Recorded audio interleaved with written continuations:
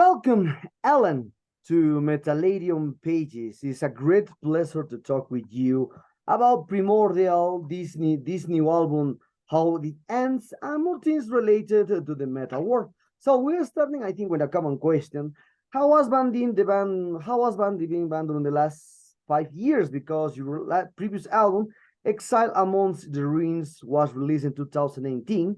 Now I'm releasing your new album. So how was the band been during these 5 years? Well, well, 2.5 years of it was stolen from us. So the Yeah. reality is it's only 2.5 years old since the last album.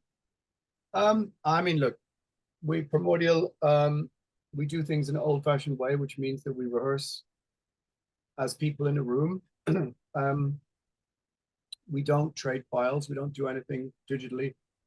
So during lockdown, we did absolutely nothing. So we only really started to write properly for this record just about last September. So that's kind of what happened. And also, if we had an album to release during lockdown, I wouldn't have released it anyway. There's kind of no point. So it just took a little bit more time, but I think it's has worked out to make sense this way, you know. Okay. Okay. Well, I saw that the previous of this album you released it in 2022 or during the 2000 the Cabinet Sessions, an EP. So how can you tell about us this EP compared to this new album? Because it's a year later. It's not really an EP. It's the professionally recorded rehearsals for the album Where Greater Men Have Fallen, just released digitally.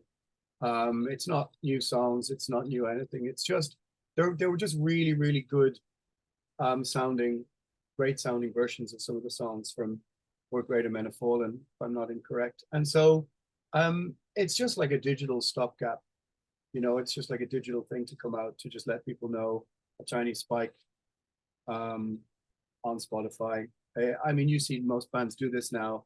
The way Spotify's algorithm works, you have to keep putting something out every 6 to 12 months, or else you just disappear. So they're really nice sounding. They're really good sounding. Some people prefer them to the album. So we just put them up on Spotify. There's no big story behind it. Okay, okay. Well, I think the next question is a common one too, because a lot of musicians during this 2.5 years has a lot of time to create, compose, record new albums, and perhaps this how it ends is the one resolution of the for the pandemic, because all people during this pandemic, as I said, has more time to record, compose, etc. Perhaps this album has composed and written during the pandemic, or perhaps this album was composed and written at the end of the last album in 2018. No, I was inspired to do nothing during the pandemic. I didn't write a single piece of music. I didn't write any words, nothing. I made my podcast and discussed, politics and culture and history and stuff. But as for music, no, not a single thing. I more or less refused. So I found no inspiration to make music in this situation. And I also didn't want to make music just for the sake of it, like just because I happen to be sitting around. Okay, all of a sudden now the world has a neo folk album by me because I have an acoustic guitar and time. I don't really want time. I want pressure and stress. Because I feel like if you have just too much time to overthink everything, and there's just too much, kind of like there's too much music anyway. So the world doesn't need an extra lockdown music from me. Even though I did make a kind of black death metal, old school sounding record with a band called Verminous Serpent. Sounds like, old blasphemy a bit or something. And we made that during lockdown. But as for in general, no, not really. I didn't use the time. I used the time productively, but it wasn't in relation to music. So generally. And also, if we had written songs during the lockdown and we had to record them, it's a complete waste of time to release an album during lockdown, because then you can't tour or promote it or do anything with it. You just have to wait. And then the label are like, okay, can you make another one? I did this with Dread Sovereign. And so I wouldn't waste. Um, it worked out better this way. But no, there was no primordial productivity during lockdown. Okay. Well, now talking about a little about the history, it passed almost 20 years of existence since the first albums of In Rama in 1995, because we are 2 years ahead, and the album will accomplish 20 years, 30 years of 30, existence, sorry, 30 years 30. of existence. So how many things have changed for you, especially in the band, since that album on Primordial? Because many things happen, as you told me a few seconds ago, that you are against to the Spotify, this digital aspect. Well, I mean, it's a necessary evil. There's not really much you can do about it. I mean, the concept itself, streaming and all of that kind of stuff is fine. It's just an unfair system, which is rigged against musicians. And I mean, theoretically, one should be able to pay. I should be able to pay my rent from it somehow, but yeah, it's impossible. You get like 0.0005 of a cent per stream, but also don't forget that if you're a band, that is split by 5 or 4 or 3 after it goes through your account or your contract with your label. So yeah, I mean, it's not even worth talking about. So what was the question again? So how many things have changed for you, especially Okay, in yeah. the industry, really? Well, I mean, look, it's you give your youth to the band. So now we are middle-aged. So we look back at a career of over 30 years, and that's your entire youth, which is an interesting existential thing to grapple with. That realistically, not only is most of your life over, but most of the life of the band is over. So it's going to be an interesting next 5 or 10 years. But it's it's kind of it's in a way it's kind of the same and completely different at the same time. I mean, we still meet in the rehearsal room, we argue, we laugh, we fight, we write songs exactly like we did in 91. Nothing has changed. We try and have little change from all those times years ago, but yet you were a kid, you're a teenager, and so of course life is very different. You have to try and keep some sort of direct link to that energy you had when you started the band. So it's a complicated question.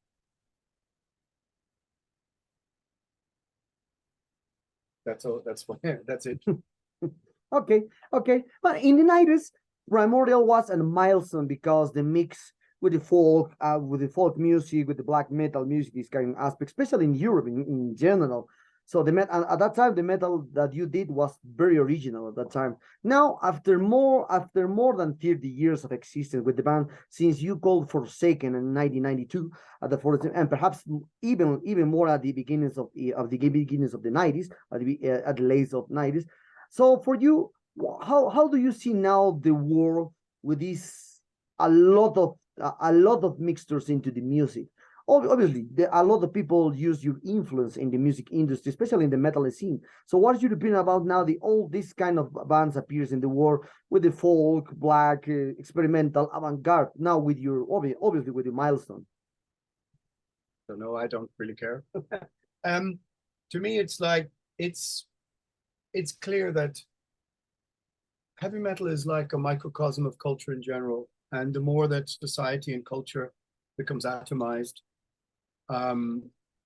of course you're going to get all these tiny cultural splinters within something like any kind of musical counterculture or art form or any sort of music. And so it's inevitable you get like, all these tiny little divisions in heavy metal. That's just kind of standard for the year 2023, I think. I'm sure it's the same in dance music and folk music and jazz, and it becomes atomized. People go, well, we're doing post wave, anarcho black metal or whatever it is. You add in all your things. It's okay. It is what it is. I mean, we were never like orthodox black metal. We were never really pagan metal, but we're obviously sit somewhere between those two things. But we were pagan metal, I suppose, in the sense that a band like Enslaved were. We came from black metal, not from power metal like most of the modern pagan metal bands. So I don't know. We never really thought about it too hard. We just dig our own trench, and that's where we fire from. So, we're also from Ireland, and so that was a kind of, we're in our own small isolated scene growing up, and we have island mentality. You can't just, drive across the border like you can from like Holland to Germany or something, or Holland to Belgium. Okay, you could do that to Northern Ireland, but that's a different conversation. Yeah, it's there's no huge deep dark secret to that, I think. Okay. Well, you mentioned in a few seconds ago about the biking now, or a biking the pagan style. So for you, what is the biggest difference that exists with the term or with the label pagan metal with the bical or the folk metal? Because for me, I'm a curious thing about this aspect, because for me the pagan metal doesn't exist for me, because it's more folk elements with talking about the music, especially the music is folk elements with a lot of traditional instruments into there. But the main thing talking about the pagan. So for you, what is the biggest difference compared to the to the folk metal with the pagan metal and the biker metal? Well, I mean, I think that Primordial never wanted to rely on the traditional instruments to make our sound. Primordial is very much drums, guitar, bass, and vocals. Also, for me, jigs and reels and Irish traditional music, I mean, there's some elements of that on the song Victory is a Thousand Fathers, for example, but mostly it's too happy for me.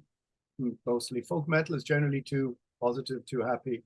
Primordial is like the dark side of the moon to all that stuff. It's always been much darker.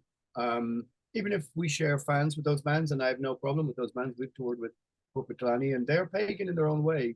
They're wild-eyed men from the mountains, which has this sort of joyous kind of celebratory thing, which is also completely valid in terms of cultural expression related to your, where they're from and stuff. So we just chose a different path, and that is the difference is that Primordial is a kind of universal themes. It's not about being Irish, or Primordial doesn't sing about Celtic mythology or fantasy. It's very real. Like the Coffin Ships is about the Irish famine. This is fact, not fiction. I don't have any interest in providing escape for people. So Primordial uses metaphorical context, but it's all historically based or modern culturally based, or the last 100, 200, 300 years maybe. But it's not. The songs are not about fictitious characters who, did mythological things. There's more songs about World War One than there is about Irish mythology. So it's a common misconception from people who don't really read the lyrics. But we're also part of that scene, and I'm proud of that, because we can tour with like Popiclani, and you can go and see, here's the wild-eyed bit, and now you get the darkness, the dark fundamental of it. It's to me, it's no problem. It can go quite well together. But we obviously came more from the black metal scene, second wave black metal scene, and we have more in common with doom metal. Like we have more in common with Paradise Lost and My Dying Bride and Anathema than we do Height of Oak, probably. So because of our age, our location, our influences, Candlemas and Trouble and Sabbath and Celtic Frost. But the themes that Primordial is about, whether they are liberty or martyrdom or sacrifice, alienation, famine, poverty, these are themes you should find in your local history, whether you're from the Ukraine or Finland or Peru or Palestine or Belarus. So it's not about being Irish or some sort of Irish view of the world, even though we are Irish. It's sort of both at the same time. So I wouldn't want people to feel excluded from our message, if that makes sense. Okay. I don't know if that's what your question was. It's okay. It's okay. Well, talking about one important thing about, for me, especially for the Primordial lineup, is that since the beginning, or since 1993, perhaps before 1998, 1997, when you decide to play thrash death metal bands at that time. So since there to now, how how have you kept the band since the late 80s with almost same lineup? Because you, Ciaran, and Paul are the 1993 according to history, and just even 91. yeah, even Simon is a drum from the 1997. So the band has a Okay, very well, strong lineup. well, me, Kieran, and Paul are there together since August 1991. Wow, man. But Kieran and Paul are playing together since September or October 1987, when they're like 13 and 15 something. So yeah, and then Simon joined in 1997, and basically, I think part of it is being Irish. I think is that we kind of say how we feel. We don't hold grudges. We still have fights and arguments, but nobody ever. It's like you argue, you shout, you whatever. But the next time you meet, it's not. We don't harbor grudges, and also you know when to not be around. We don't live in each other's. We never. We still can travel with each other, make each other laugh, and have a good time, but also be quite serious about the music. But we didn't start as friends. We didn't use our rehearsal for just smoking weed and drinking beers. It wasn't really fun in the beginning when we were kids. It was quite serious. So we became friends, of course, but when there's nothing happening, we don't see each other for months. So we don't have to rehearse. We don't have to meet up. We don't have to do anything. Of course, there's still, you're still WhatsApp grouping or whatever you have. But at the same time, Primordial is like a big institution in our lives, but like a big old fucking dusty building. Every now and again, you have to go in and hang out there and you go, oh yeah, I remember this place. But sometimes you don't get a letter from the institution for 6 months. So we're not a professional band either. So there's no pressure to do things. That's maybe the difference. Okay, okay. And can you imagine Primordial without one of the members, or one of the actual members? Yeah, sure. But I mean, it's, like things move and change. Sometimes people move along with their life. Like Mick, who has been in the band for 20 years, is not playing on the new album and he's not in the band at the moment. But it's sometimes you need some people. Sometimes you need to step off the train, and that's okay. You get a bit sick of the journey. You get tired of airports and people and festivals, and that's okay. It's sometimes people's priorities in life change. That's no problem as well. So, don't forget we're going for such a long time now. How many years are left in all of this? Who knows? Yes. I mean, so I tend to kind of try and enjoy the bits that are left and try and see them for what they are. And there's no grand plan when you've been in a band for 32 years. You don't think, oh, we need to do this thing and plan this. And it just sort of unfolds and you see what happens. Okay. Oh, how it ends. Right. So a curious thing happened a few seconds, but you say when over the time the people grow up, the people change, etc. It's normal in their life. And well, since the beginning, when I remember to hear since the 90s to now, Primordial always talking about the culture, heritage, history, struggle, this kind of stuff. But in the first question, you told me that you told me that in this album you try to talk about now the social aspects. I talking about especially for the pandemic, not the music. So for you, perhaps this title of How It Ends is related to how is now the situation in the world before the pandemic, or perhaps it's another kind of. Well, I'll say this: that Primordial was always about here and now. Like, okay, so there were songs about history or World War One or the movement of empires or many things from let's say a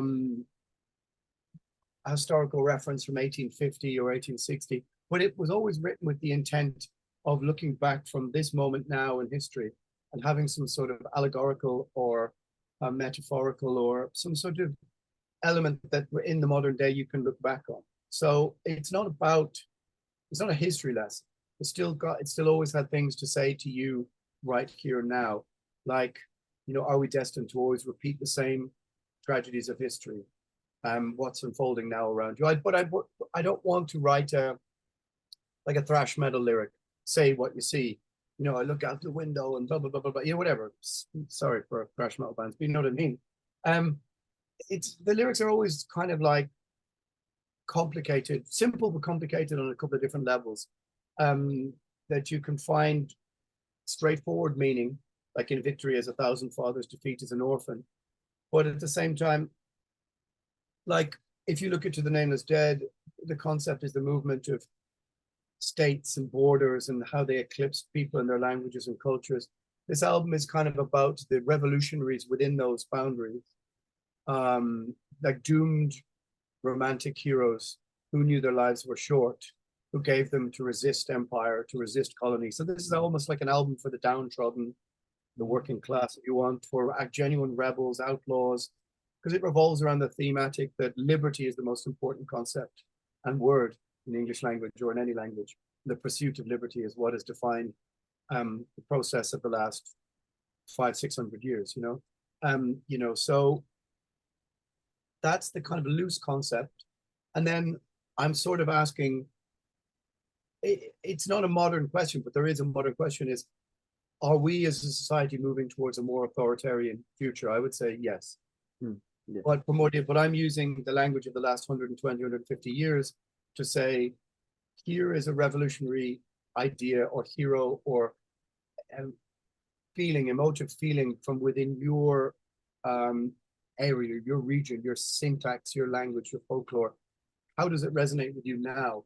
And when you look around your society, what do you see? So, like I said, it's complicated. I don't want to have written a lockdown album, because I think that's fucking boring as fuck.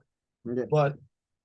But certainly how it ends is asking, is this how the pursuit of liberty always ends, at the end of a gun? So that's the question. Okay. So with 10 albums in Primordial's career, first, what albums for you define, or what album or albums define the band's sounds for you? All and none, really, you know. Primordial has, like I said, been digging our trench for 30 years. There's a song on the new album called We Shall Not Serve. I mean, some of that could be on the first album. Doesn't bother me. I'm not really interested in progressing. What does that mean? We are what we are. If a song sounds a bit different, like To Hell of the Hangman, okay, but it still sounds like Primordial. So we don't really sound like anyone. No one really sounds like us. So to me, it's like follow your instinctual relationship to what it is that you're creating, and don't second guess it too much. So you know, some people say To the Nameless Dead defines us. Some people think Journey's End defines us. It depends who you are, where you were born, where you first heard the band. And there are some people who will no doubt and hopefully find the new album defines us or them relationships or their relationship with. I don't know. I don't have favorites. Okay. And with this aspect of the albums, when I hear a new album, especially for how the ends, always the band is trying to push its boundaries to another level. This is normal because you have your own sound, you have your proper development over the years. So for you, if we compare this how it ends with the Exile Amongst the Rings, so for you, what is the biggest difference for you existing in the music? Well, this new one is a bit more defiant, a bit more angry, a bit more epic metal.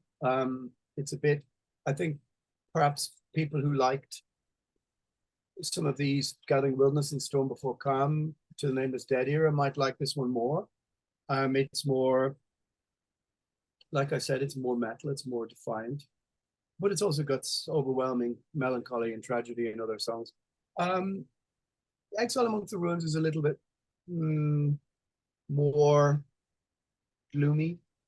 It's a bit more introspective, maybe. This album is a bit different, and it's a bit more outward looking, and that outward feeling of aggression and rebellion. I think this one plugs into more of the traditional elements of heavy metal, the things that you, at least for me, grew up with in the 80s and stuff. So, and that's kind of how I look at it a bit, you know. Okay. Well, talking about again for your discography, since the Gathering Wilderness, you enter with the biggest labels like Metal Bridge Records. To now, you are you are with one of the big labels. So the relationship is still like friends, like a well, like a pals with the Metal Blade Records, or perhaps the relation was totally business now because more than well almost 20 years with them. Perhaps the things change. Who knows? Well, I mean, look, everything changes, but we're still friends. We're like, we wouldn't really be with a label just for business interests. To be honest, we're not really those kind of people because Primordial's not our business. We're not a professional band, like I said, but no, I mean, like when we pass through whatever city and there's somebody who works in Metal Blade, lives there, we always come out, hang out, have beers, and it's Metal Blade is like the last of the real independents that hasn't been bought by one of the big Sony Warner Group or whoever else. And despite what anybody might think, they've never asked us to change anything, do anything, alter artwork, or they don't put pressure on us to like, hey, time is ticking, you better make a new album. So we've always had a really good relationship with them, and they just sort of let us do what we want. And we are a strange band on Metal Blade. Musically, we don't really fit in, but yet we do. If you think back to Sirathongal and Trouble and Fate's Warning and all these amazing bands from the 80s, we took big influence from those bands, especially like Sirathongal and Trouble, and all the great records from the 80s, but no, I mean, it's the music industry has changed a lot since we signed in 2005, that's for sure. And I'm not, I mean, I've sort of moved to the edge of the radar on it sometimes. I'm not sure that I quite understand everything anymore. Maybe I'm a bit more cynical than I used to be and stuff. But we still have a good relationship with them, and they're great people. So, we just make the record when we do, and then we just sort of see what happens, And it's in those 5 years since this album and the last album, again, a lot has changed in the music industry.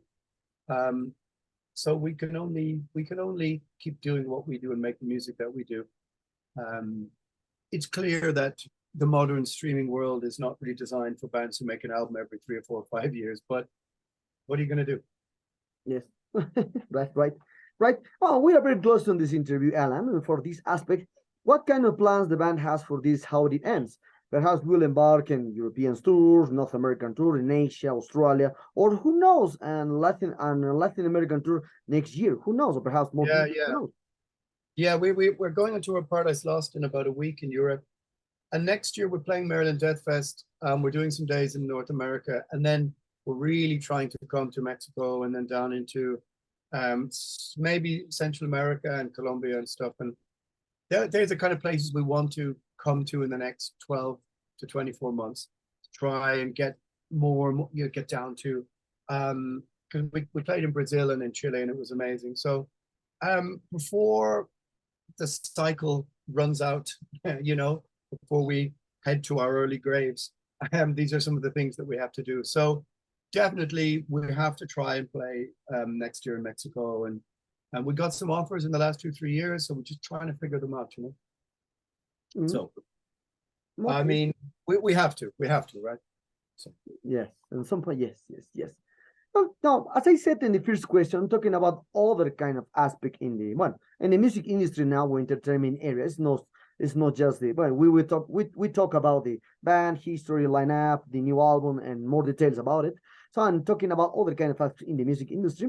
So we're in years where there are no more bands that fill stadiums, and everything is personalized by tastes and colors, as you can see, a product of the digital platforms. And now, thanks to the TikTok trends, there are really silly and sometimes annoying things about these aspects, the trends or new stupid things that happen in this platform. So where do you think art enters in this generation that already consumes little or nothing physical material, and only takes music as accompaniment to the work, wash the car? It's not like serious like me, like when I take the 80s and 90s, when I discovered my first CD from Autopsy. Hey, I really love Autopsy. I tried to understand many times, but now it's very different. They hear people 30 or less, 30 years old or less, just hear the music and just working, washing the car,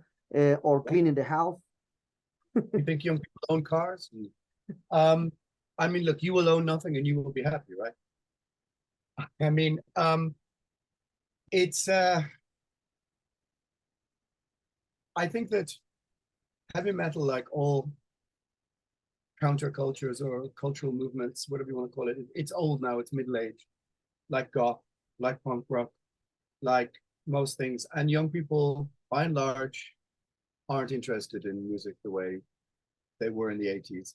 Um, you know, if I think back to the 80s when I was a teenager, you had straight edge people, hardcore people, punks, Smiths heads, people into, you know, 70s garage music, the Cure heads, you know, everybody somehow, and then our dance music came along in the late 80s, early 90s. Everything, you were defined by you, like, if you were into the Smiths, Morrissey kind of spoke for you.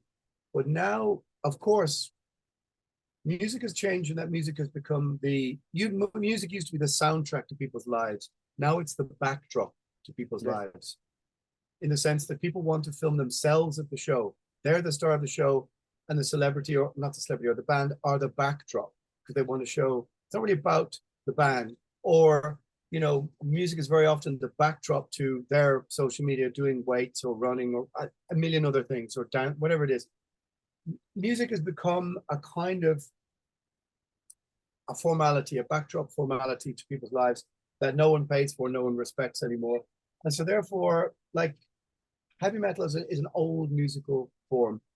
It's, you go to a festival now, and you will notice almost everybody is 35 to 55, mostly. Young people, I mean, I guarantee you, it's what, Monday in Dublin now. There is no rock band playing in a venue in Dublin tonight with 500 teenagers, up and coming band. No way, no way. Kids just like, not all kids, of course, to be fair to them, but by and large, we have seen an almost total and complete victory of pop music in the modern mainstream culture, with the exception of a couple of bands. There will never be another Guns N' Roses. There will never be another Led Zeppelin. There will never be, forget it. There will never be another Dead Kennedys, or even a Rage Against the Machine, or whatever it is, or the Cure or the Smiths. Or culturally, I think it's over, because music is so aimed at prepubescent children aged between 7 and 8 to about 13. The demographic of older people, because don't forget, it's kids, young kids who stream songs over and over and over and over again, songs. That's what generates income. You know, you're an old guy, you buy an album, you bought it once, you play it. That's not what streaming sites want, unless they're selling the fucking vinyl themselves for 55 quid from a third party mail order system. Or they're, you know, which they do. But so the only way for older bands to not only make any money, but of course to reach their older demographic is to tour, is to play festivals, etc. But in terms of whatever mainstream culture means, don't forget also that it's impossible for a band of 3, 4, 5 people to be marketed properly via modern social media platforms. That's why when you look at a festival, it's all just names of people: Dua Lipa, Ariana Grande, whoever else all these people are. They're people. They're not bands anymore. They're not even boy or girl bands. They're just people, because only one person can be pushed through their Instagram marketing or their social media marketing. There are no bands. There won't be any bands anymore. What if, I mean, so not bands, but, and in a heavy metal scene, the heavy metal scene is kind of insulated because it's a bit old fashioned. I still think people will go to festivals. They'll still go to Wacken when there's no Judas Priest and no Iron Maiden, because they'll be on Monomarth and Volbeat. And okay, so the older people might pass on a bit, but I mean, there will never be another Iron Maiden or another Judas Priest or even a Slayer or a Megadeth. But, you know, forget it, that popularity. But festival culture is so ingrained in people, it'll survive, I think. But the headliners will be Ghost and Volbeat and Opeth and I don't know, whoever the modern equivalents that I don't know, Sleep Token or something. So the heavy metal culture itself, in an outsider way, can still survive. But in terms of mainstream music, I think all of the old subcultures that we understood are a done deal. There's no new The Cure coming out where, you know, there's no, I mean, what you get is, say, a TV program like Wednesday, you know, comes out and kids resonate with that because it's a visual TV program, and they might like a song that's in that show, just like with Stranger Things with Master of Puppets. Like that's how an old band might get reinvented. But as for a new band, I don't see it. I mean, but I'm also quite pessimistic. But it's an interesting thing. If you were to take the top 500 bands or artists streaming on Spotify, I guarantee you, almost none would have guitars. So, or the bands, Yes, almost. yes, yes. I mean, yes, yes. on one hand, who cares? But you know, it's an interesting topic of discussion.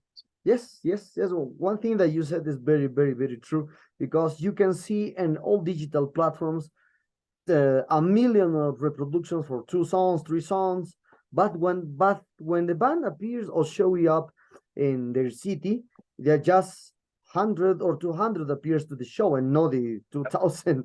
So that's a very curious thing. So I think the digital platforms take over even the physical aspect and even the show. Yeah, I mean, don't forget also for kids, just because they play a song over and over again doesn't mean they want to go and stand in a room and see the person play it. They play that song maybe to dance to the backdrop of their other social media platforms. Like I have a teenage cousin, and they went to, she was interested in, I mean, whoever the artist was, and they play their same song twice. Then they do meet and greets and charge people for a photo, and then they do a merch drop. And that's hundreds of kids show up for that. But it's not a gig. And they charge sometimes hundreds of euro for hoodies that are only limited to that show and this kind of stuff. And everybody wants the picture with that person or to film themselves at the show for their own social media because they're trying to do the same thing. So that's what you're kind of up against. We're not up against it. I mean, in a way, who gives a fuck? I mean, but it's interesting. I find it interesting to observe it from a sort of musical industry, anthropological, social point of view. But like the idea that there would be a kind of cultural movement like punk rock in 77, 78 ever happening again, I think it's just in the past. Not people say it's cyclical. Not cyclical this way, I think, because the digital platforms and these have changed. Like you and I are nearer in our ways of absorbing music as to somebody from 1967. Yes. That's somebody from 2017. And that's the truth. Buying vinyl with probably an old record player. I see all the stuff behind you. Your methodology, your way of absorbing music is more similar to somebody from 50 years ago than a kid from 5 years ago. So we're like another species, you know. Yes, yes. Well, depends of the city also, because here the internet appears at the ends of the 90s. So it's very different at the ends of the 90s.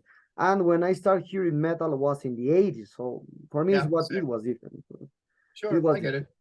Yeah, I get it. I mean, at the end of the day, like, look, what? Like, you know, culture changes. Who gives a fuck in a way? I find it interesting to talk to it. I'm not saying all of this stuff from a position of, you know, despair for heavy metal or something like that.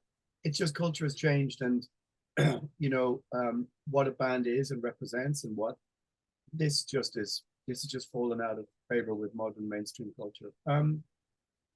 But you know, we are the age we are, and there's absolutely nothing wrong with that. I like the fact that I grew up as a teenager without the internet, in a kind of virgin territory, to be able to be a stupid, dumb kid. And I look at relatives and stuff, and the shit that kids have to deal with, you know, via their phone, on top of all the other craziness of being a teenager with all your hormones raging and all this kind of stuff. It's insane. Whereas before we could just be stupid teenagers, you know, acting, doing dumb stuff, and nobody was filming you. Nobody was, you know, making a document of your entire life. There was no fucking facial recognition of every stupid thing you did, you know, and you were freer, certainly, you know, and that's which brings us nicely back to the start of the conversation in relation to part of how it ends is me. Part of how it ends is saying society, culture, politics is lurching towards authoritarianism, and we're sleepwalking into some of that. And so that's also part of the thematic of how it ends. Yes. Well, Ellen, the sad times arrive at this interview. Blah blah blah blah blah. Yeah, man. No, it's interesting interview. Really appreciate these aspects. So it was a great pleasure to talk with you about the band. A lot of things of the music industry happen now. So the new album, etc. Perhaps we want to add something to your Latin American fans that expect a new tour here next year. Obviously, Metalero followers. Yeah, it's about time. It's taken fucking years. We're, you know, it's the thorn in my side that we don't play more gigs in America, North America, and Latin America and Central America. And I will make it my fucking mission. I'll spend my energy and blood, sweat, and tears on trying to fucking drag the band across to play for people who've never seen us before, because you know, there's only X amount of times we spin around this bowl of dirt before the adventure's over. So let's try and share this one together, and I'll try and figure it out next year or the year after. Has to be.